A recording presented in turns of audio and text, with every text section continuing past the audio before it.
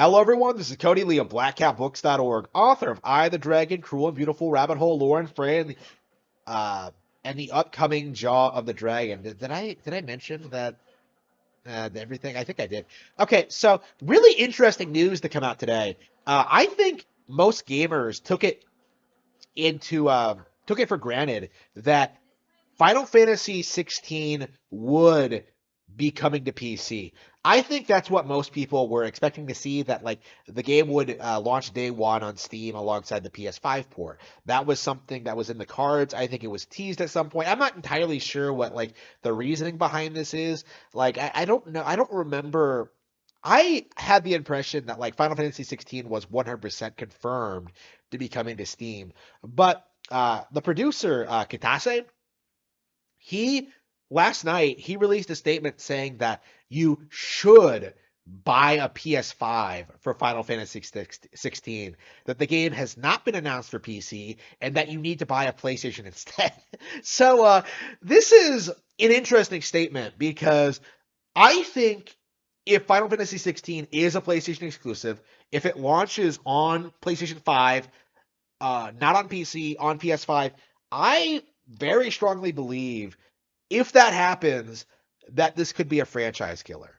Like, I legit think that Final Fantasy 16 launching exclusively on PlayStation 5 is going to kill the entire brand. Now, Final Fantasy has been dead on for a long time now, since like at least 10.2, but it's it's been on life support for a wide range of reasons. You know, it was a beloved IP. It was PlayStation fanboys. There were all these like issues keeping it afloat for the longest time. Like, oh, they're gonna fix it with the next one. Like, I think with 15 though, the most recent one, I think that game had such a long development cycle and like released to such crickets, to such a lukewarm response, that I think a lot of fans have been burned so many times that they're not really excited about the upcoming Final Fantasy anymore. They're not interested in seeing what happens next because there are just better alternatives now. You know, people have moved on to Trails, they've moved on to Octopath Traveler, they've moved on to Fire Emblem, they've moved on to Dragon Quest, you know, like Shin Megami Tensei, Persona 5. You know, the list of better JRPG franchises than Final Fantasy is growing all the time. And as a result of that, I don't think it's reasonable for Square Enix to assume that the Japanese audience will buy a PS5 just for Final Fantasy 16. If Final Fantasy 16 doesn't release on Steam, it is going to fail. You know, like, I don't think Final Fantasy 7R was all that successful when that launched on PS4 as an exclusive, as a timed exclusive, excuse me.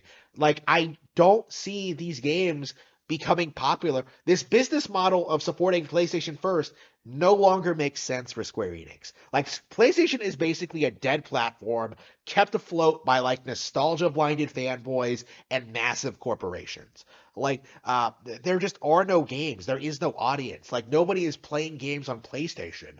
You know, like, Final Fantasy 16 should have been developed for every platform in mind. You know, like, at the very least, Xbox and PC, right?